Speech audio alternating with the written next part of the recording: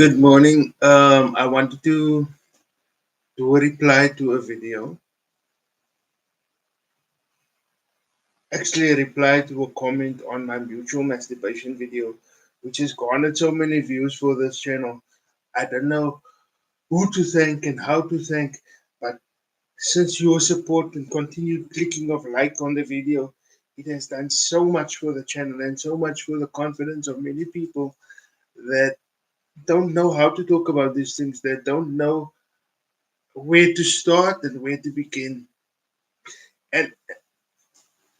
And so much of that is because they themselves are disabled, they have acquired disabilities, and so just the basics was taught to the parent and to them, but not even to them as they were growing older. It was just how to get yourself to the toilet, how to keep yourself clean.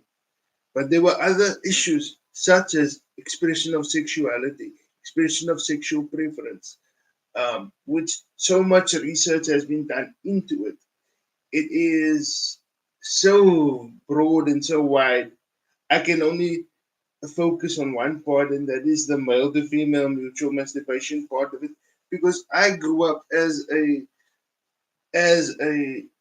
cisgendered person, and I know how difficult it was for me.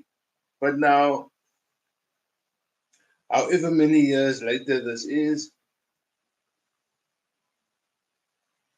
I can now say what is disgusting, what is appropriate. Well, for me anyway, and for people that's part of my cisgendered demographic that have disabilities, or even if you don't, even if your impairment is hidden, because sometimes you're introverted, sometimes you don't know how to make the first move, even in business, you know. So maybe this will help you too. All I'm gonna say is right off the bat, be careful who you choose to mutually masturbate with. Because remember, you are giving part of yourself to that person, and that person is giving part of themselves to you.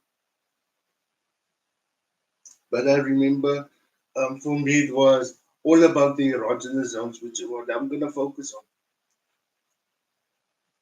As we were younger, we all thought that masturbation was just about the penis and the vagina. And yes, to a large extent, it is, because you can derive orgasm from there much quicker. But if you and a person have a good connection, then a touch, a kiss, anything can stimulate an erection, stimulate the vagina. It doesn't have to always be by the genitalia immediately. Remember, if he is starting to ask questions, if he's starting to want to draw closer to you, he is reacting to your countenance. He's reacting to your countenance. That is why um,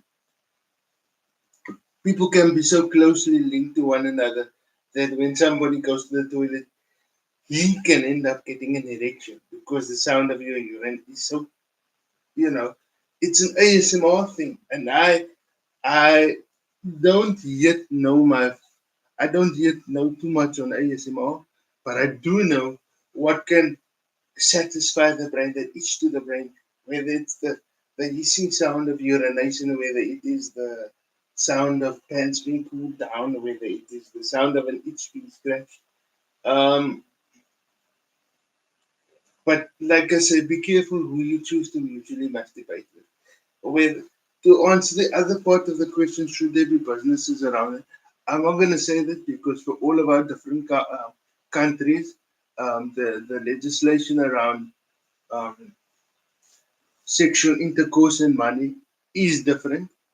I know in Germany there were talks about, or it is in the legislation for assisted masturbation and indeed sex for persons with disabilities, as well, we all know Amsterdam. We all know Amsterdam. So it is out there, but in places like South Africa, with policies like this are still being developed around mutual masturbation and sex work, it's a long way to go. But We know that this happens. The issue is people can give consent, but because so much of disability is locked up in what people think, because you're physically disabled, what you cannot do physically also affects you mentally. It becomes a bit of a problem, and you hold on to all these emotions and frustration. And yes, it's just about overcoming psychological disgust, finding people that you connect with first, firstly. Um, because remember, this person is going to help you and also enjoy your company and help you do what your body wants you to do, you know? Because sometimes you cannot grip yourself, sometimes you cannot clean yourself properly. So if you have that tight connection where, and like I said, you know you got a connection with the person, where even if they're helping you do something mundane like eat a sweet or lick an ice cream cone, and it gives you pleasure that way, then you know you've got something going. You know you've got something going.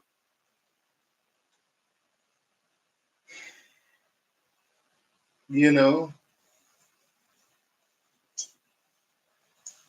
you know you've got something going when you breathe better, you eat better, and then when it comes to the event of actually being masturbated, you orgasm a lot harder and a lot easier because you and that person are so connected.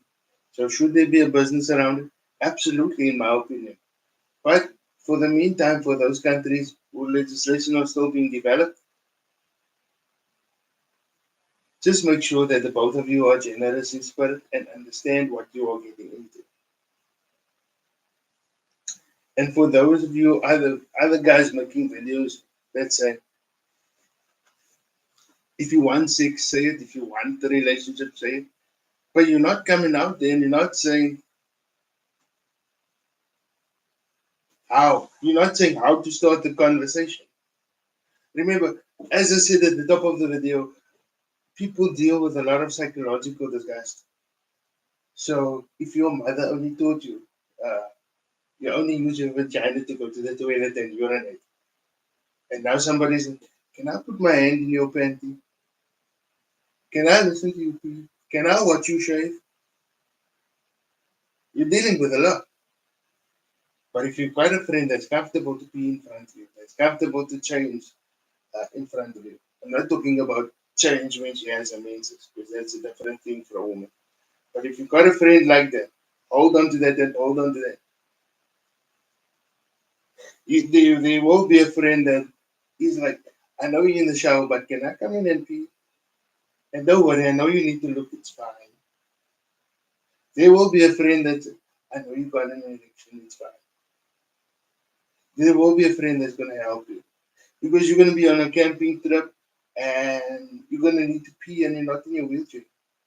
And for some of us, urinating, even though it is in a bottle, if you're not in a wheelchair, the grip is going to be uncomfortable. So there's going to be a friend that's going to help you. But just make sure that this friend is doing it so that your pleasure can also be achieved. Whatever their goal is, that's their pleasure. But just make sure that the friend is not going to treat you like an eternal child and is not going to betray confidences and make you feel dirty.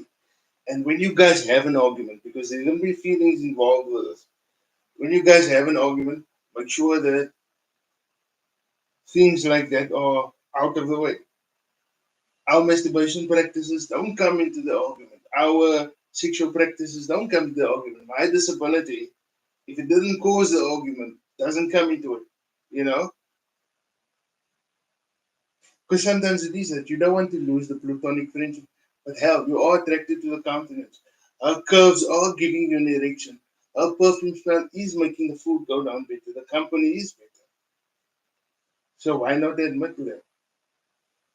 And the reason, okay, I am way over 20 years old, 21.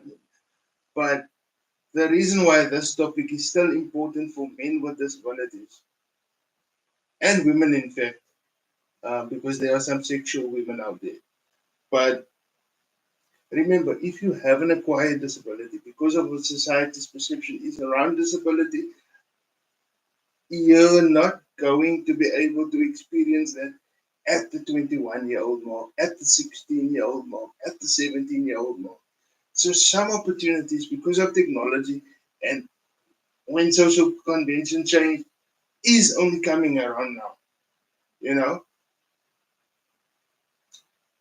look at the space we're in. YouTube and TikTok making entertainment possible by means of a cell phone, indeed in this case a video camera. But